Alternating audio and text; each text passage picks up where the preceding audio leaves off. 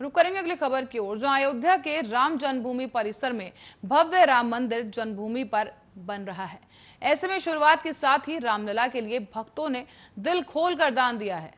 Trust से जुड़े सूत्रों की माने तो अकेले मंदिर निर्माण के लिए देश भर में शुरू किए गए समर्पण निधि अभियान में ही राम भक्तों ने लगभग 700 करोड़ रुपए की धनराशि समर्पित की है। इस भारी भरकम राशि में ट्रस्ट ने एसबीआई की अयोध्या ब्रांच में करीब 500 करोड़ की एफडी भी करवा दी है। और अब राम जन्मभूमि तीर्थ क्षेत्र ट्रस्ट की नजर भारत से बाहर रह रहे विदेशी दानदाताओं पर है।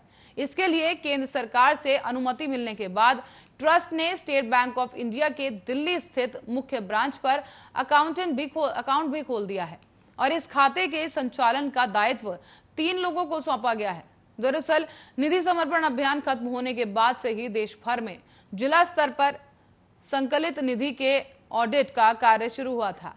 इसके लिए एक बड़ी टीम का गठन किया गया जिसमें कई चार्टर्ड अकाउंटेंट भी शामिल थे, जो कि ये देख रहे हैं कि कितना चंदा आ रहा है और इसी के अनुसार अब विदेश से जो चंदा आएगा उसके लिए एक अलग अकाउंट की अनुमति केंद्र सरकार से मांग ली गई है।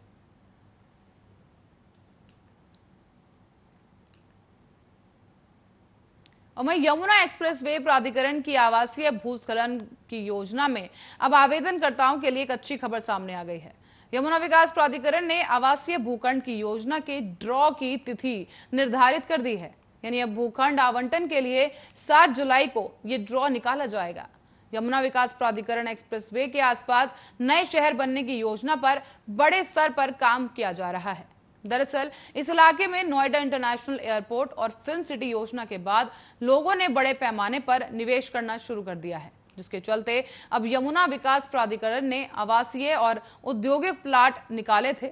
तो वहीं यमुना प्राधिकरण के सीईओ डॉक्टर अरुणवीर सिंह ने बताया कि सेक्टर 18 और 20 में करीब 600 भूखंड की आवासीय योजना मार्च में ही लॉन्च कर दी गई थी, जिसमें 60, 90, 120, 300, 1000, 2000 और 4000 वर्ग मीटर के भूखंड हैं। आवासीय भूखंड योजना का ड्रॉ 7 जुलाई को सेक्टर P3 के सामुदायिक केंद्र में कराया जाएगा, जिसकी जानकारी आधिकारिक वेबसाइट पर अपलोड कर दी गई है, जिसमें 16 जून तक किसी भी तरह की आपत्ति को आप दर्ज करा सकेंगे। तो वहीं सीईओ ने बताया कि आवासीय भूखंडों के ड्रॉ से पहले औद्योगिक भूखंड योजना का ड्रॉ 25 जून को निकाला जाएगा। सेक्टर 32 और 33 में हैंडीक्राफ्ट फर्नीचर और अपैरल टॉय सिटी योजना के भूखंड यहां पर शामिल हैं।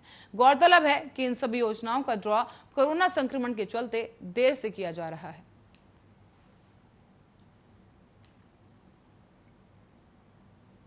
बढ़ेंगे अगली खबर की ओर, जहां देश की राजधानी में सड़कों पर चलने वाली गाड़ियों की स्पीड के लिए नए कायदे कानून तय कर दिए गए हैं।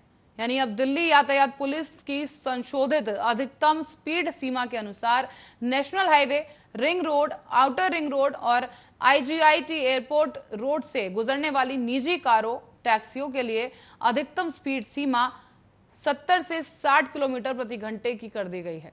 दिल्ली यातायात पुलिस द्वारा संशोधित अधिसूचना के अनुसार अब M1 कैटेगरी की गाड़ियों के लिए निर्धारित अधिकतम स्पीड सीमा 70 से लेकर 60 किलोमीटर प्रति घंटे के रूप में अधिसूचित कर दी गई है, जिसमें Delhi, Noida, toll road, Seelamgarh bypass road, Barapullah Nala, northern express road और central spine road, ring road, outer road और पुश्ता रोड और आईजीआई एयरपोर्ट रोड से गुजरने वाले नेशनल हाईवे के खंड शामिल हैं। साथ ही आपको बता दें कि M1 कैटेगरी की गाड़ियों के अंतर्गत ये वो यात्री वाहन आते हैं जिसमें चालक सीट के अलावा 8 से ज्यादा सीट नहीं होती, जैसे कार, जीप और कैब। हालांकि इनमें से M1 कैटेगरी की गाड़ियों के लिए रिंग रोड और आउटर रोड के बीच क्षेत्रों में, बाहरी रिंग रोड से परे रिंग रोड के भीतर और पूरे ट्रांस यमुना क्षेत्र में अन्य सभी मुख्य सड़कों के लिए निर्धारित अधिकतम स्पीड सीमा 50 किलोमीटर प्रति घंटा है। इसके अलावा अब टैक्सियों और कैब की अधिकतम स्पीड सीमा इन सड़कों पर निजी कारों के बराबर अधिसूचित की गई है।